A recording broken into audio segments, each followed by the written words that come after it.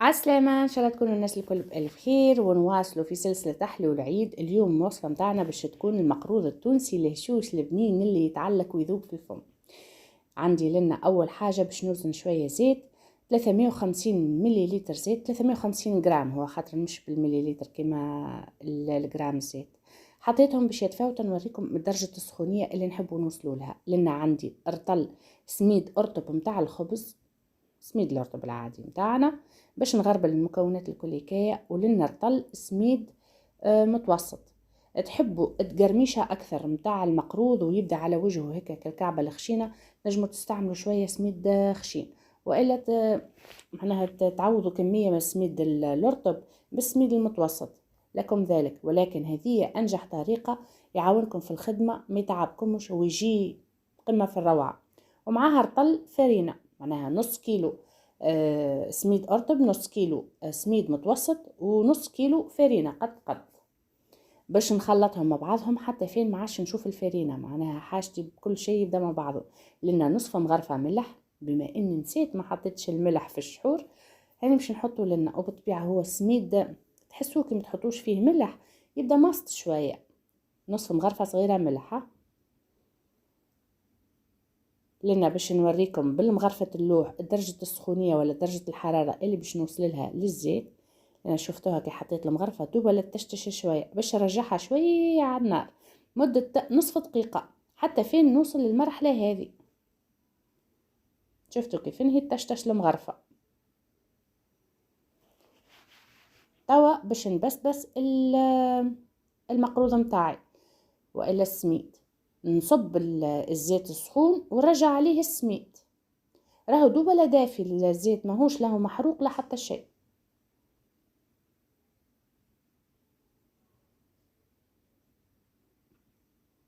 يعني نخلط السميد، لأن التبسيس مهم برشا في الهشاشة متاع المقروضة. ندوبها شوية بالمغرفة كما هكا. البارتي هذه ما قصيت منها حتى شيء باش تعرفوا درجة التبسيس وكيفاش بالضبط، على خاطر مهم برشا.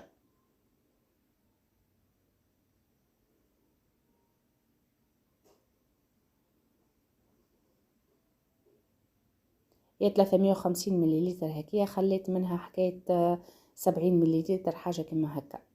من بعد باش نعجن بها المقروض والكل، باش نعجن بها التمر، قلت المقروض.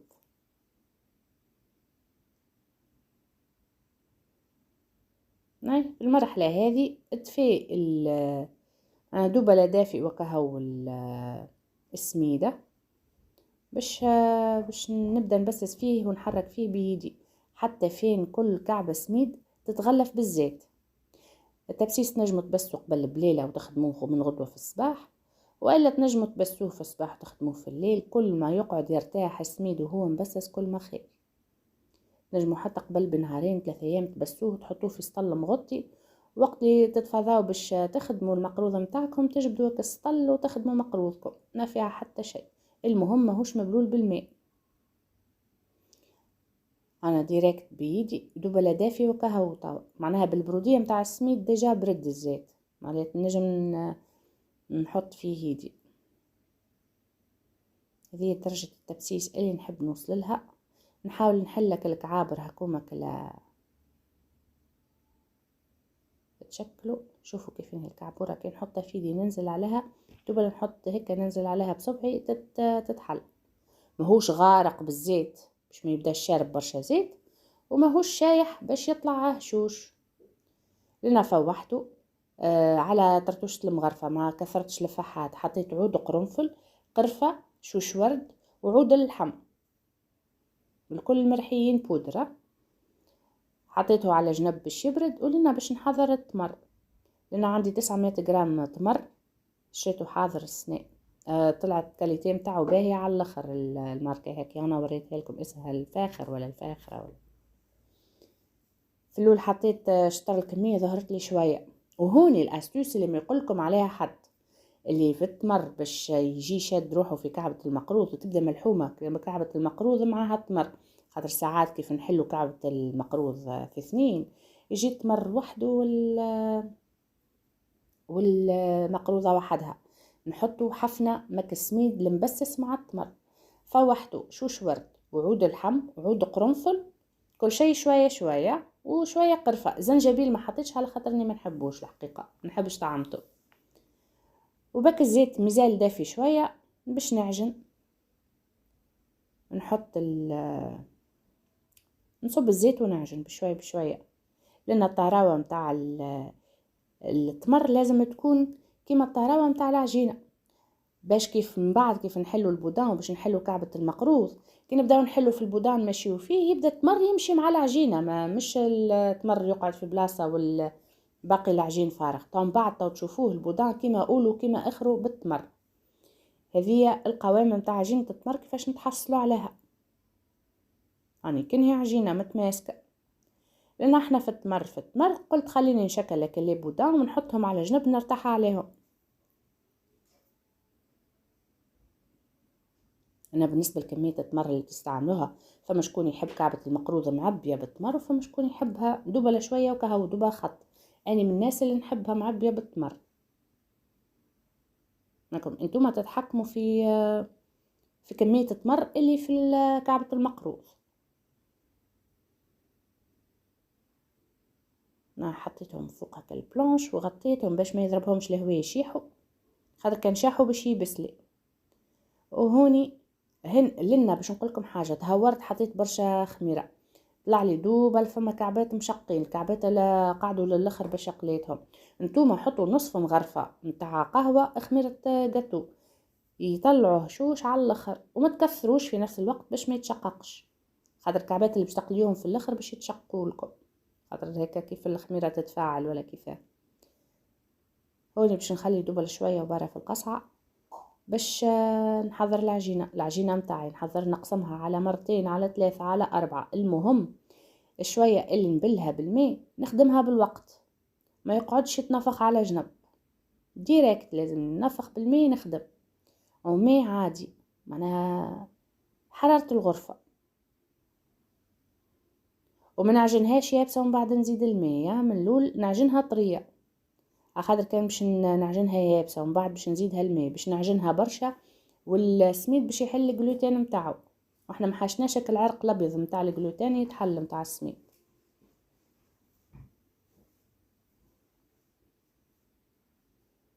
عجينة تكون طرية، ميسالش زايدة شوية ماء على خاطر السميد باش يشرب. قسمتها على 2 وتوا باش نشكل البودان متاع المقروض متاعي. شفتوا كيفاش نلم فيها، دوب نلم فيها شوية مع بعضها وكهو، ما نعرقش، اهم حاجة ما نعجنش. حليتك الفراغ هكايا باش نحط التمر كما قلت لكم، كل واحد وشنو يحب التمر في كعبة المقروض. فما ناس يحبوها معبية وناس يحبوها مش معبية.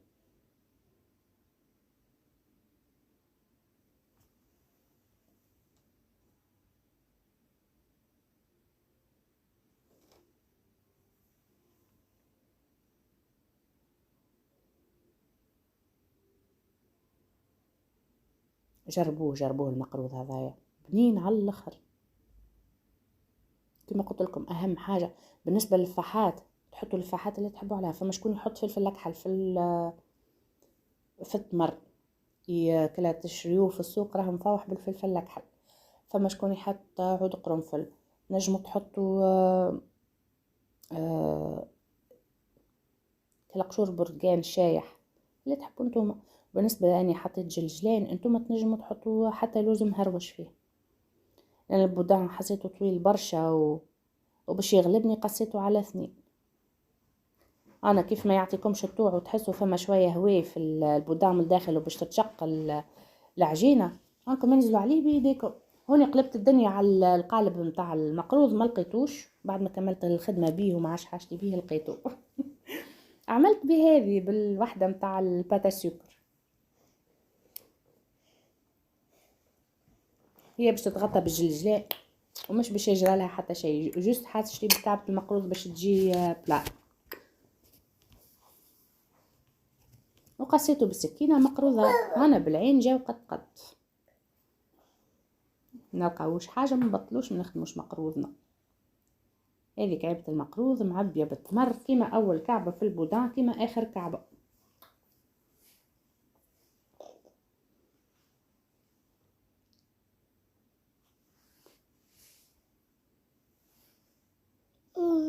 انا البودان الثاني كيف كيف خرج لي شويه هواء من الجنب هاني لصق فيه.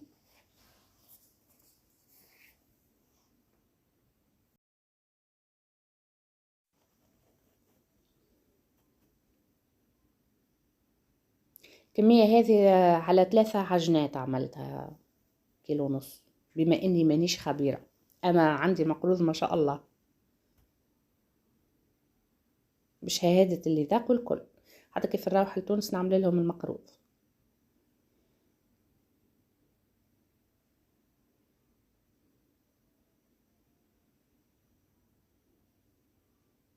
كهو شفتوا البودان كيما نقولوا المقروض عجينة التمر كيما اخرو، كيف نبداو نلموا في البودان نحلوا فيه، نبداو ننزلوا شويه باش العجينه تمشي والتمر يمشي معاها لداخل. انا هيك حاولت شويه نخرج لو ماكسيموم الهواء بين التمر والعجينه، نرص عليه شويه باش يتلم العجينه على بعضها، وننزل راهو في الحله هذه ننزل.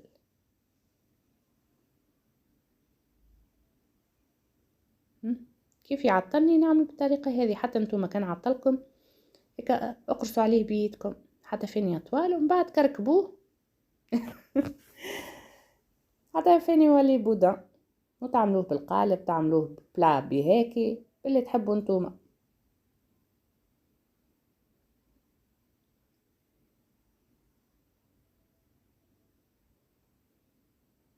وقاعدة نحط فيه في الطبق، معناها حطيت طبقة فوق الطبق وطبقة أخرى فوقها، مش كل واحدة وحدها، ماهوش دروش كيما نقولوا، لأن البودان الأخراني عملته جويد وحبيتك المقروض الجويد. هاي توا باش نبدا نقليو الكعيبات المقروض متاعنا، كملت الكمية الكليكية. جي كسكاس، أمي تقولي كسكاس كيلو ونص كسكاس مقروض. سخنت الزيت، حطيت في طنجرة غارقة شوية باش هيك يبدا الزيت عالي، وخليت كل الفراغ اللي من الفوق هكايا على خاطر كي باش نحطوا المقروض باش يعلى الزيت، منحطوش يطفطف الفم بعد نجيو نحطوا المقروض نوحلو. خليت حكاية الثلث متاع الطنجرة من الفوق معناها فارغة، والزيت لازم يكون سخون بالباهي بالباهية، سينون تتحل الكعبة، ويتقليه على نار من متوسطة لسخونة، ما يتقلاش على نار باردة، ما كانش يتحل المقروض متاعنا ويتفتفت ويجي شارب برشا زيت. الشحور اللي حضرته معاكم نحضروه قبل بليلة شحور، على خاطر باش نشحروا المقروض سخون والشحور بارد. انا حضرت الصفاي هكا باش نصفي به الزيت، وصفاي اخر باش نصفي به الشحور، وكل شيء حاضر قدامي. هذا قوام الشحور بعد بنهار اللي شاركته معاكم في الفيديو اللي قبل هذا.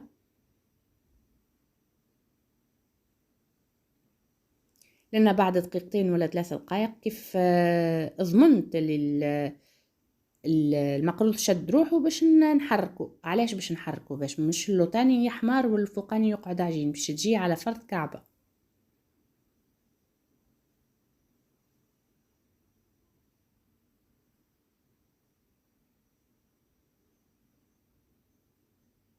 نحرك فيه مانيش خايفة منه بالكليكاية، على خاطر العجينة معدلة والسخانة متاع الزيت معدلة كل شيء. نخرجه صحيح. وصلت للون اللي حاجتي بيه، هنا دوري مزيان، ما نساوش اللي هو باش نحطوه شويه في الشحور باش يزيد يلمع شويه باش تحسوه يزيد يغمق شيشه المقروض، ما طلعوش احمر على الاخر. حطوا يتصفى من الزيت،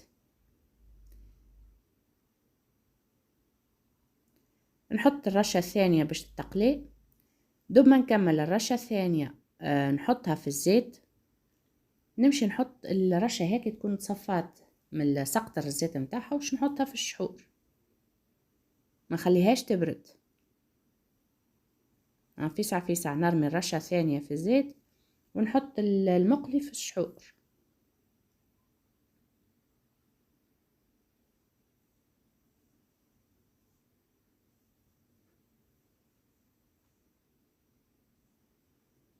الشحور هو باش يكون يابس بفعل السخانة متاع المقروض باش يتحل، باش يولي جاري. تو تشوفوه في اخر الفيديو كيف انه معناها ولا سائل على الاخر، قولش عليه مسخنته فوق النار، وهو بفعل السخانة متاع المقروض.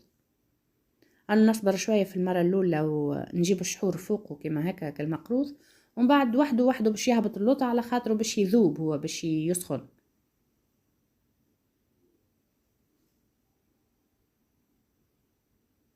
انا نمشي نحرك كعبات المقروض اللوطانيين نجيبهم الفوق، والكعبات الفوقانيين نجيبهم اللوطة، باش ما يبداش زادا كما يقولوا خد بخد. انا نخرجه باش يستقطر،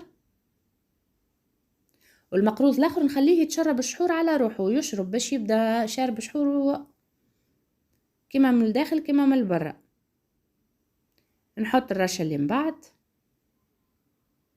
هوني نسيت ما قلت لكم مش حاجه، كان تحبوه اصفر تنجموا تحطوا فيه سنه كركم المقروضه سميده، يعني نحبوا ابيض ما نحبوش اصفر.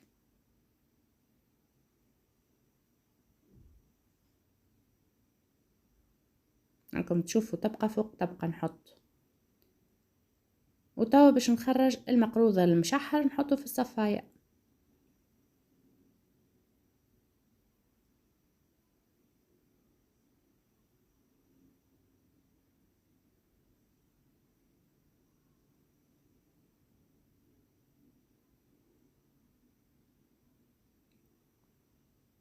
رش فوق شويه جلجلان، تنجموا ترشوا لوز مهروش، لوز جلجلان ابيض.